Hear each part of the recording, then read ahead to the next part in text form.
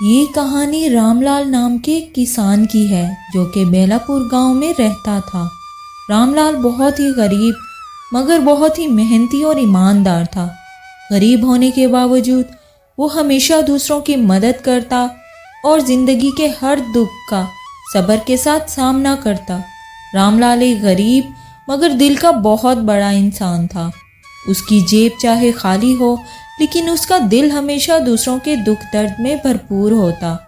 जिंदगी के सफ़र में समय का अपना ही रंग होता है।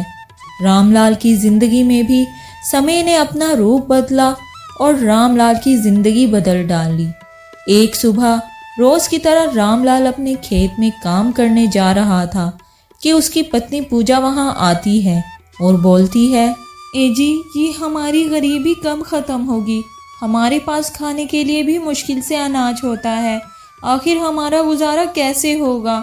ना पहनने को अच्छे कपड़े हैं, ना पेट भर खाना। कैसे ज़िंदगी गुजरेगी हमारी?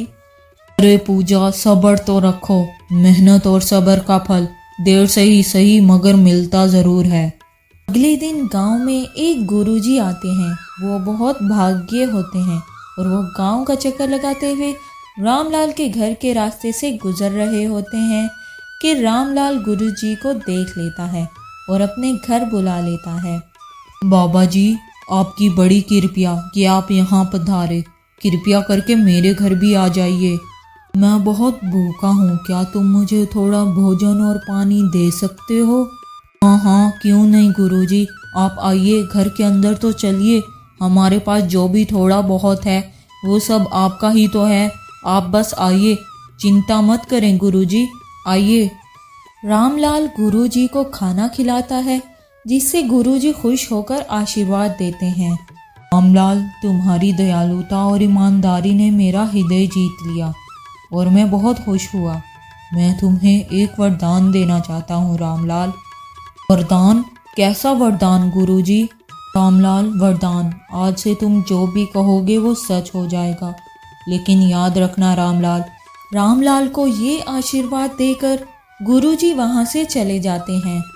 अरे रामलाल, तुम्हारे खेत में हमेशा ख़राब फसल होती है क्योंकि तुम मेहनत नहीं करते हो सही से।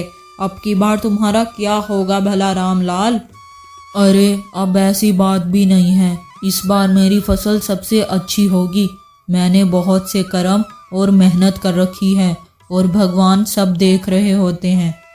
रामलाल के इतना बोलते ही रामलाल के खेत में लहलहाती फसल उग जाती है और सभी गांव वाले चौंक जाते हैं। अरे रामलाल, ये कैसे हुआ? मुझे भी तो बताओ ज़रा।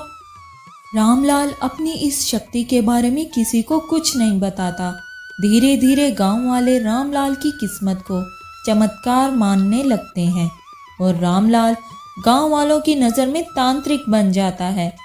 रामलाल अपनी इस शक्ति से गांव वालों की मदद करना शुरू कर देता है। बीमारों के लिए दवा मांगता है, गांव के खेतों में चमत्कार करके फसल उगाता है, गरीब लोगों की मदद करता है। इस तरह वो गांव खुशहाल हो जाता है और उस गांव में खुशहाली आ जाती है।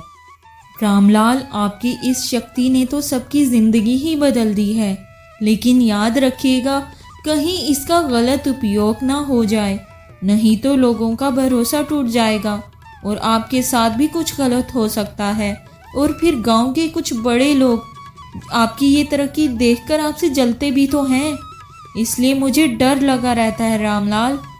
हाँ हाँ पूजा, मुझे अपनी सारी सीमाएं पता हैं। मैं कभी भी उस शक्ति का गलत इस्तेमाल नहीं करूँगा। मैं हमेशा उसका सही इस्तेमाल करूँगा और भगवान है ना सुरक्षा के लिए। तुम परेशान मत हो, भगवान सब ठीक करेगा। और वैसे भी भगवान ने ये शक्ति मुझे कुछ सोच समझ कर ही तो दी होगी ना। कुछ ही दिनों बाद धीरे धीरे गांव के लोगों का स्वार्थ बढ़ने लगता है और वो रामलाल से अपने फ़ायदे की चीज़ें मांगने लगते हैं। कुछ दिनों बाद ही गांव के मुखिया को रामलाल की इस शक्ति के बारे में पता लग जाता है और वो रामलाल को अपने घर बुला लेता है। मैंने सुना है कि तुम्हारे पास कोई चमत्कारी शक्ति है जिससे तुम पूरे गांव वालों को कुछ भी दे सकते हो। अब मुझे ये बताओ, क्या ये सच है? जी हाँ मुखिया जी, आपने सही सुना है। ये मुझे भगवान का दिया हुआ वरदान है जो मुझे मिला है। तो रामलाल, एक काम करो, तुम मेरे लिए खूब सारे सोने के सिक्के दिलवा दो ना। मैं भी तो इस गांव का मुखिया हूँ, कुछ तो मेरा भी अधिकार है ना। मुखिया जी, आप बुरा ना माने, पर ये बात आपको बताना बहुत ज़रूरी है कि ये शक्ति मुझे लालच के लिए नहीं बल्कि अच्छे कामों के लिए मिली है। मुझे ये शक्ति गरीबों की मदद करने के लिए मिली है। मुझे क्षमा करें, मैं ऐसा नहीं कर सकता। रामलाल, तुम्हें मेरी आज्ञा माननी पड़ेगी, वरना तुम्हें सज़ा मिलेगी और मैं तुम्हें इस गांव से बाहर निकलवा दूंगा। रामलाल डरता क्या ना करता। डरते डरते रामलाल मुखिया की बात मान लेता है और कुछ सोने के सिक्के मुखिया को दे देता है। मुखिया का लालच धीरे धीरे और बढ़ता जाता है। रामलाल को कुछ समय बाद एहसास होता है कि अब उसकी ये शक्ति रामलाल के लिए एक मुसीबत बन गई है। लोग उसे बहुत परेशान करने लगे थे और उससे तरह तरह की चीज़ें मांगने लगे थे। रामलाल, अब मुझे कुछ भी ठीक नहीं लग रहा है। ये शक्ति तो तुम्हें और मुझे बर्बाद कर देगी। आप इस शक्ति को गुरुजी को वापस क्यों नहीं कर देते? रामलाल, आप मेरी बात मान जाएं। पूजा, तुम बिल्कुल सही कह रही हो, लेकिन ये होगा कैसे? मुझे कुछ भी समझ में नहीं आ रहा है। तुम ही कुछ बताओ अब पूजा। रामलाल पूजा से बातें करने के बाद उसी समय उस गुरुजी को ढूंढने के लिए निकल जाता है और जंगल की तरफ चलना शुरू कर देता है।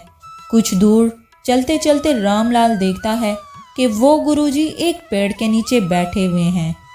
गुरुजी, ये वरदान अब मेरे लिए बहुत बड़ी सज़ा बन गया है। कृपया करके इसे वापस ले लीजिए। मैं बहुत परेशान हो गया हूँ। अब मुझे ये वरदान नहीं चाहिए। कृपया आप इसे वापस ले लीजिए। रामलाल, ये शक्ति तो तुम्हारे अच्छे कर्मों का फल थी, लेकिन अब तुम्हें शायद समझ आ गया है कि हर शक्ति के साथ कुछ ना कुछ जिम्मेदारियां भी आ जाती हैं।